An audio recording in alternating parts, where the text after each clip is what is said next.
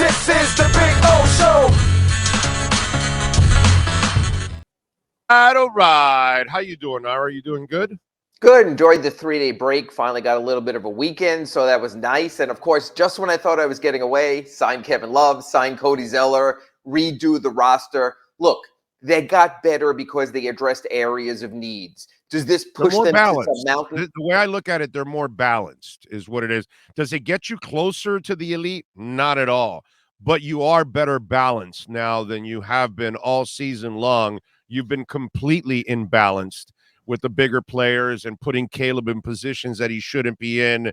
Now there's more method to the madness. Let's put it that way. Yeah, and now you're not this Lilliputian team going against where guys like Jokic are just grabbing rebounds over the top. You're not getting slammed on the boards. It's interesting because there is a degree of competition still here, Big O, and that competition is this.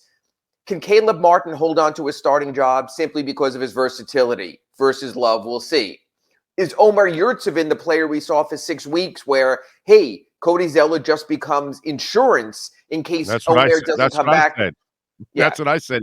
He's purely insurance. If Big Yurt doesn't come back right, then break glass for Zeller. You know what I mean? That's why I think they didn't go after Ibaka, because the veteran's not going to want to sit there. Meanwhile, Zeller has been sitting out all year and nobody's signed him. So he's got a contract now for the rest of the year and the playoffs. So he's going to make money whether he plays or he doesn't play. But at least you have break glass, use Zeller if Big Yurt doesn't come back. What I was told by a scout involved in the process is there's a thought around the league that Serge Ibaka, he's had back issues and other problems, simply might not be able to play. So you don't want to bring in someone and then just have him in the training room the whole time. Cody Zeller worked out for other teams, and I was told by a scout whose job it is to assess these things, is NBA game ready now. And you know what, Big O? With 23 games left in the season, that's what you want. You don't want a guy in the training room in and out. You have that with Kyle Lowry. You have that with some other players. You want good-to-go guys. What it tells me is this, Big O. You and I have been speaking on our Acura Pembroke Pines report since the start of the season about how undersized and small the Heat are. The Heat have been saying, no, we're fine. We can get it done. When you only have 2 buyout spots and you use both of them for big men, this is the Heat acknowledging that going smallest simply did not work. Will Zeller and Love play in every game together? Probably not. Will the Heat use Yurtseven and Zeller and Love in the same game? Probably not. But at least now they have choices behind Bam Adebayo instead of an ineffective Dwayne Dedmon or going small, smaller, and smallest. They needed height. I think this is almost the acknowledgement of a mistake by the Heat of trying to play smallish ball for so long. Oh yeah, no, this was a poorly built team, unfortunately. Not only that, if you're going to build it small, then you better have a shit ton of great 3-point shooters so you can spread it, use your speed, use that you're small. Remember how Jimmy Johnson kind of changed football where he went smaller on his defenses, but they were faster. Yes. So they kind of made up for it. And the Heat did not make up for being smaller by being more potent, outside the perimeter. And that was, I think, their ultimate. What you might have gotten away with it, but the fact that you weren't efficient from 3-point range, that kind of kills what it is and what this whole game is all about. Because Ira Spo is Mr. non-positionless guy or whatever the hell. He loves that. But if you don't give him the elements, the chef can only do so much in the kitchen. You know what I mean? And I think the chef is going to be interesting on this one because there's a reason Kevin Love is out of the rotation in Cleveland and was not viewed as viable as much is because of his defense. There just isn't much there. But we know Spo loves the zone. And I think this thought with Kevin Love is we can hide him in the zone. We can play him there. I mean, this team has hidden players for years now, whether it's Duncan Robinson or Max Strus or Kyle Lowry. So I think when Kevin Love is in, you'll see the Heat going to a lot of their zone because Big O, they need his 3-point shooting. They need his bulk. He's a very good rebounder. He's a very good passer. They get certain things, but also understand what he isn't. He's 34 years old. He's not the same player he once was. He's coming You're not off. You're not going to get a 2-way 3-and-D guy at this point in the season. Why? Because they're so valuable. The few that are out there, they're not going anywhere. They're not releasing those kind of guys anyway. You know what? I'm going to give you the perfect analogy for the day. This is when you go into the quality pre-owned cars at Acura Pembroke Pines, but we have a late year nice model out there, and you consider that. That's what these guys are. These are not the shiny ones when you go out there on Fridays and sit next to in the showroom. We know that.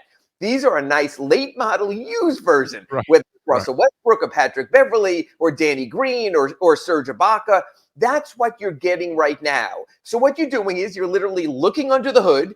You're seeing what's there. You're going, okay, 0 to 60, maybe not as fast as when we bought this car new, but still will get me to where I want to go. That's what these signings were. Big O, let's not lose sight of this. As far as the Heat go this year will still be determined by Bam Adebayo, Jimmy Butler, and Tyler Hero.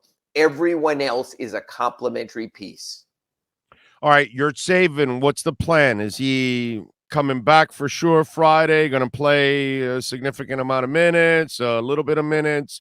What's the plan for Yurt? My gut feeling is these guys coming back from the time off, there's going to be a real practice on Thursday. You don't get a lot of those. But then it's a back-to-back on Friday and Saturday. So I could see Eric Spoelstra slow playing that part of the deal, working people in because, boom, you go into a back-to-back. And I got to tell you, at first I thought, okay, you playing in Milwaukee after the AllStar break, kick that to the curb, deal with the L, make sure you win Charlotte on Saturday. But now that we know Giannis Antetokounmpo is out, this is a golden opportunity for you to get a couple. They're 2-0 without Giannis. Well, they are, right. So, I mean, you take what you can get. And you saw when Giannis came back and played in the other game in Milwaukee, completely different team. You got to take what you can get because, as I wrote in the Sun Sentinel in today's paper, it is so tenuous trying to get out of number 7 and out of that play-in. And again, I'm not as concerned that Heat'll miss the playoffs if they go to the play-in. I think they can win 1 of 2 games against Atlanta or Toronto. But Big O, if you finish 7 or 8, get those 7 or 8 seeds, you're playing Milwaukee or Boston and you're toast and you're done. You can go to your chat board all you want. You can find the most optimistic Heat fan you want. Anyone with any Heat common sense is not going to pick the Heat in a 7-game series over the Celtics, is not going to pick the Heat in a 7-game series over the Bucks, but they might against Brooklyn. They might against Cleveland. They might even against Philadelphia because of what we've seen of Harden in the playoffs. You've got to get a top 6 playoff seed. You've got to give Eric Spoelstra a full week to game plan against someone instead of a play-in game on Tuesday, a play-in game on Thursday, boom, Saturday, you have to be in the playoffs. Then it just becomes a whole helter-skelter and a wasted season. All right. No surprise, and to me, it made 0 sense, but no surprise Russell Westbrook stayed in L.A. He's from there. That was kind of the team that everybody thought he was really going to go to. I know some Heat fans wanted him here. I did not want another inefficient two-point player that just does not really help what you're doing. Love makes sense. It helps you in rebounding. It helps you stretch the floor from the three-point range. Might open it up a little bit for the cutters like a Jimmy Butler, those kind of things, because he is a good passer. All of that made so much sense. You know what I mean? Russell Westbrook, to me, made no sense whatsoever. So your thoughts on that one? Yeah, again, it's just a matter of the Heat need efficient offense, just not a guy who's going to chuck up a lot of shots. When those shots should go to Bam, should go to Jimmy Butler, should go to Tyler Hero. But again, we spoke of landing spots. It makes sense for Westbrook. Same arena, one step down in the locker room, kids in the same school, boom.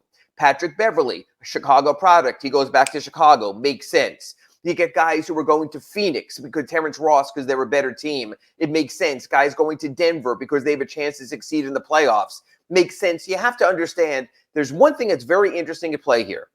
The Heat has retained enough room to sign one more player. They don't have a roster spot. But if Cody Zeller doesn't work out, or if Omer Yurtseven does work out, they can still cut Cody Zeller and bring in yet another player, provided that player was cut by March 1st. Today, Chicago's going to have to cut a player. I thought it might be Goran Dragic, and I would have been interested. Instead, it's going to be Tony Bradley, their center.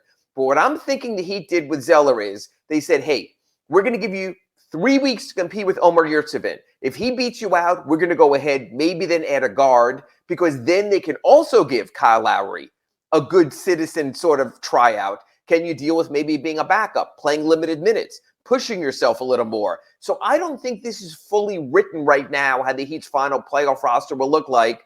That's what Andy Ellisberg did. He retained flexibility in the deal of Dedmon, in creating the salary cap space, and still having space for one more addition need be. So we might still be talking that down the road in another Acura Pembroke Pines report.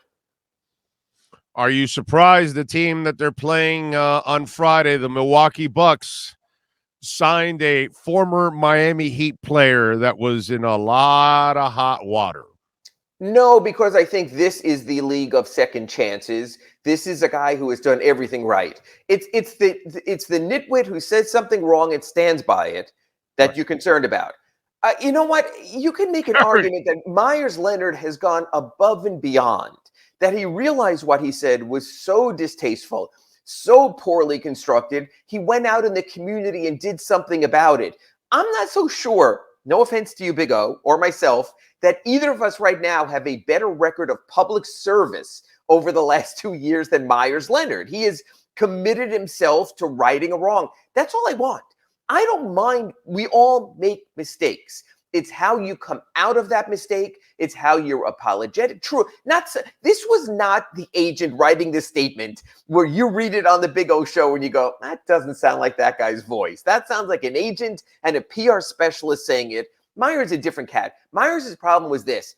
He talks too much. You've been around Myers. You ask him a 6-word sentence question, and he's talking your ear off for 20 minutes. It's just the kind of guy he is, and we all know, because you've been in the radio business so long, you talk too long, you get yourself in trouble. That's what Myers did. This is a 10-day. This is a tryout. This is a decency thing. It also might be a thing where a team wants to make good to his agent. Hey, we'll do you a positive. We'll do you a favor here. We'll see how it works out. I have no issue with Myers Leonard after all he did, getting another shot in the league, and how interesting that his first game back could be against the Heat, especially now with Giannis out. Ho hum, the dunk contest has become, but here comes Mac McClung. Yeah. That was fun because we love the underdog. That's what we love as Americans. We fall in love with the underdog all the time.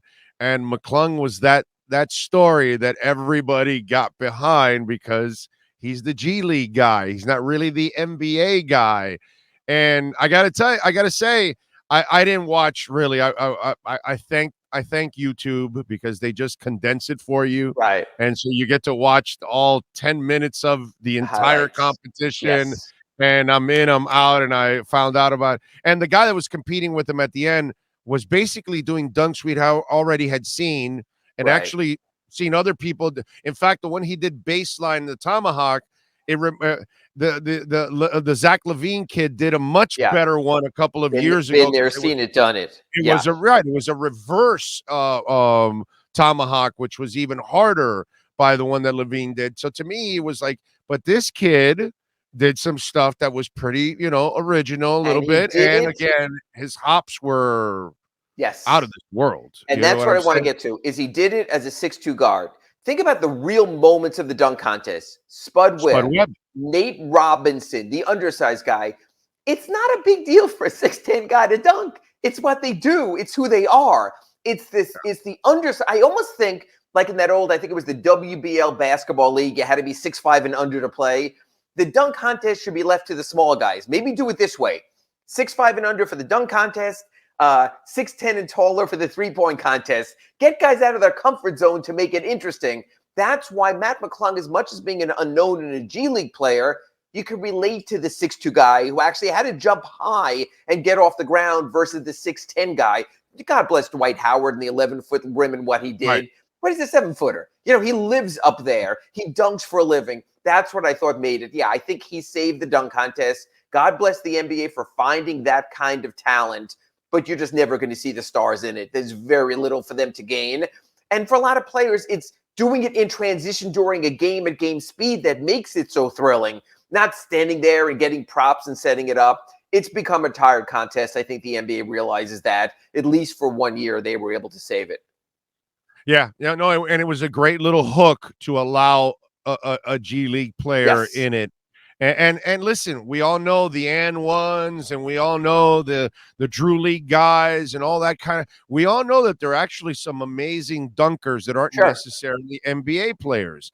And Absolutely. I think the NBA says they kind of realized that and said, "Hey, man, if we got somebody in our G League, this is good to promote our G League. Sure. Two, we expand the whole thing, and you just never know what you'll find." And there you go. You ended up finding yourself, a little nugget in the whole McClung story, because it just becomes that whole Cinderella story that everybody can get behind. All right, what do you got going on for the next couple days in the Sun Sentinel while we await Friday? Jesus Christ, got to wait. Well, I spoke to the guys and Eric Spoelstra, and he said the one thing he likes is after the All-Star break, it's a sprint to the finish. You can't play around anymore. It's 23 games. You got to make a difference. It used to be the All-Star break came earlier in the season. You can meander your way back. These are desperate times for the Heat, and I'm curious, Big O, with this back-to-back coming up on Friday, Milwaukee, Saturday in Charlotte, whether the Heat sit players or realize their desperation. So I wrote a story about how the players look at it. I spoke to an NBA scout. I'm going to post this story a little bit later today about what he thought about the Kevin Love and the Cody Zeller signings, and I'll preview it a little. And he basically said, look, they're not taking anyone's place. They're taking Dwayne Dedmon's place. All they have to do is compliment. If they do that, the Heat will get better. So he said, you know what? It's not a bad signing. We have to wait to see if it's a good signing. So you'll have your scout's eye view there. And I wrote in my Ask Ira today just a little bit also about whether the Heat can hide Kevin Love in their zone defense. Like you mentioned on our Acura Pembroke Pines report, Eric Spoelstra, if nothing else, will maximize a player's possibilities. And I am sure Eric Spoelstra through All-Star break had that little folder. I will do this with Kevin Love. I can't do this with Kevin Love. How can I make it work the best? You know what? When you get a guy with an all-star pedigree who knows what it takes to win, that puts you a little ahead of the curve. Look, the Heat signing a 34-year-old guy, that's what they do. They're not trying to rebuild Kevin Love's career. They're trying to get 23 games the rest of this season and some playoff time. They'll worry about everything else down the road. They should just double Spo's salary. That's all I know, because that guy covers up for a lot of the mistakes that front office has made over the last few years. Absolutely. I think he's just an absolute MVP, man. That guy is an amazing coach. He really is. All right, follow him on Twitter at Ira Heatbeat. Catch his amazing work there at the South Florida Sun Sentinel. Do what I do, man. Subscribe, support Ira and all the exceptional writers there at the South Florida Sun Sentinel. Ira, thank you. We will see you tomorrow for the RedRecovered.com Inside the Paint Show, 9 a.m. with Kurt Heelan. We'll go through all the moves around the NBA, get you fully reset for the second half or the resumption of the season. Thank you, Big O. Thank you, Ira. Appreciate you as always. There you go. And, of course, get on down to 15601 Pines Boulevard, just off of I-75 in Pines, and check out the finest dealership in the business. Check out the fleet of certified pre-owned vehicles, and, of course, a lot that is full of all kinds of new models. Yes, sir. Every color, every model out there. If they don't have it, they can order it for you and get it in there. Great selection, always one of the best selections, and the number one volume sales dealership in the USA, baby. That is Craig Zinn's Acura of Pembroke Pines.